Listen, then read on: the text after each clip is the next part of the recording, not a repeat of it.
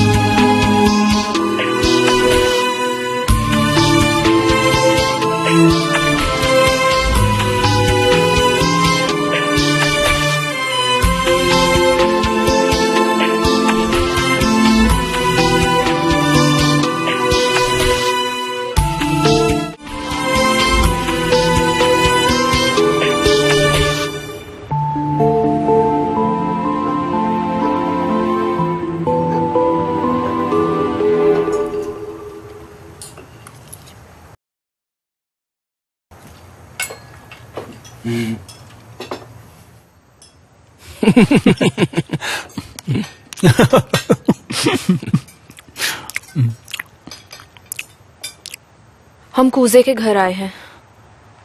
दिमित काम पर गई है, अब हम लोग खाना खा रहे हैं। लेकिन वो लोग इतने घंटों तक थे कहाँ?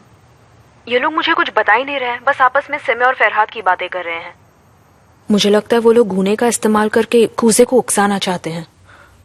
ठीक है, मैं वहां आकर तुमसे बात करती हूँ। ठीक है। बस मैं 5 मिनट में निकलती हूँ। कहाँ जा रही हो तुम? कूजे के घर। अब बहुत हो गया जेमरे, बस करो तुम, मैं तुमसे काफी नाराज हूँ। मॉम प्रॉब्लम क्या है आपको? तुम कहीं नहीं जा रही हो, चुप करके यहीं बैठो। अब ये सब क्या है? उन्होंने ज़ैनब को कुछ नहीं बताया है, इसलिए मैं जाकर देखना चाहती हूँ क्या हुआ। वो तुम कल भी जान सकती हो, इतनी रात को कहीं भी जाने की जरूरत नहीं है। लेकिन मॉम, मेरी बात सुन लो, तुम कहीं नहीं जा रही हो। बहुत कर ली जिद, क्या तुम सॉल्व कर दोगी उनकी प्रॉब्लम? ज़ैनब है ना उन लोगों के साथ। बहुत भाग दौड़ कर ली तुमने उनके पीछे, हर वक्त बस उन्हीं के पीछे। आप ये सब करना छोड़ दो जेमरे। वो मिस्टर सामी और उनकी मैडम, वो लोग तुम्हें ही गलत समझेंगे और कुछ नहीं। उन्हें लगेगा कि गुने के जेल के जाने के पीछे तुम्हारा हाथ है। उन्हें लगेगा तुम अपना बदला ले रही हो, और उन लोगों की सोच ही ऐसी है। वो कभी किसी की अच्छी नीयत नहीं देख सकते। वो नहीं समझेंगे कि तुम्हारी नीयत साफ है। मत जाओ बेटी, मेरी बात मानो। इससे तुम्हें ही तकलीफ होगी और कुछ नहीं होगा। और बेइज्जत मत हो। ठीक है, मैं सोने जा रही हूँ। Good night. हाँ, गुड नाइट।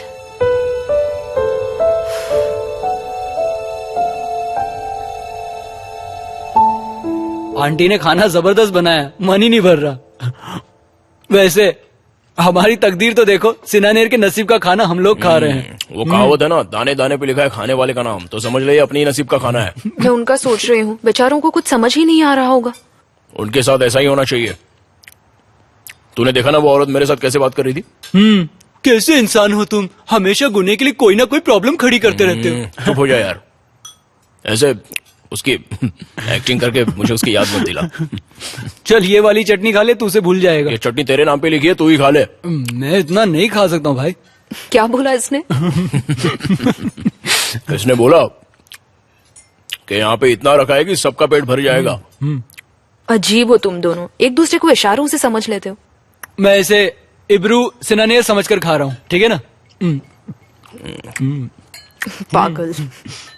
और ये वो कमीना बारिश है। और ये प्रिंसेस बनू के नाम पे। इसे मत खा वरना तुझे मिर्ची लग जाएगी। बहुत तीखी है।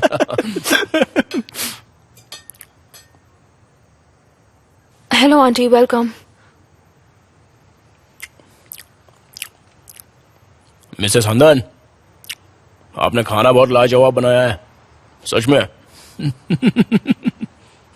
माफ कीजिएगा हांदन आंटी, वो क्या है ना, हम बहुत भूखे थे और दुख में हमें भूख और ज्यादा लग गई थी, तो हमसे रहा नहीं गया। क्या है ना, जब लोग मातम मनाते हैं तो उन्हें पता नहीं होता कि कब हंसते हैं और कब रोते हैं, तो हमारी भी वही हालत है। ऐसी बातें मत करो तुम लोग। ठीक है। लाडला कहाँ है आपका? घर नहीं आया? तुम्हारा भाई हिरासत में है, कल सुबह अदालत में पेशी है उसकी। मेरी दुआएं उसके साथ है।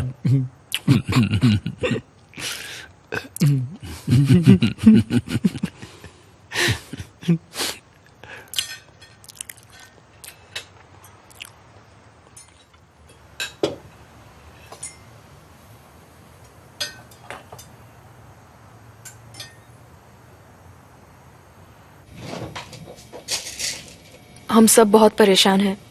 काफी दुख हुआ है सबको। अपने भाई को बचाने की जगह यहाँ बैठकर हंसी मजाक कर रहा है। नहीं, ये लोग अभी आए हैं। वो सिमय को ढूंढने गया था ताकि उसे पुलिस स्टेशन ले जा सके। और क्या करता वो? इसी ने किया है ये सब। इसी ने इतने सालों बाद अपने भाई को फंसाया है, क्योंकि ये बदला लेना चाहता है उसके लिए 4 साल जेल में जो काटे हैं। अब उसकी जिंदगी बर्बाद करना चाहता है ये। वो हर वक्त उसे ताने मारता रहता है। आखिरकार मेरा डर सच हो ही गया। मतलब ये इल्जाम सच्चा है? क्या वो एक्सीडेंट सच में गुने से हुआ था?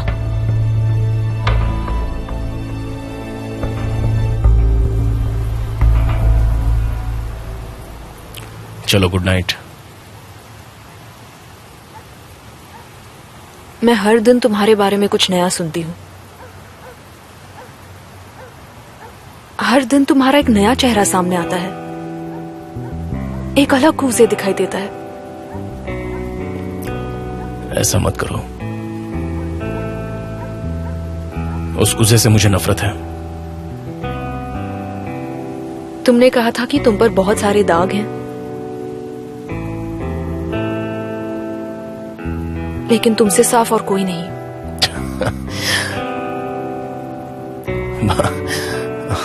बहुत ज्यादा बोल रही हो। नहीं, मैं सच कह रही हूँ। कोई भी किसी के लिए अपनी जिंदगी कुर्बान नहीं करता, लेकिन तुमने ऐसा किया है। आखिर तुम्हें ऐसा करने की हिम्मत कहाँ से आई? क्या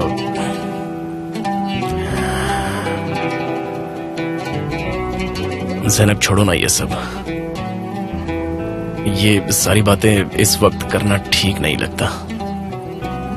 इसके लिए तो काफी वक्त होना चाहिए। बहुत सुकून के साथ ये बातें हो सकती हैं। तुम्हें समझना आसान नहीं है। जितना मैं तुम्हें समझने की कोशिश करती हूँ, उतना ही उलझ जाती हूँ। अच्छा।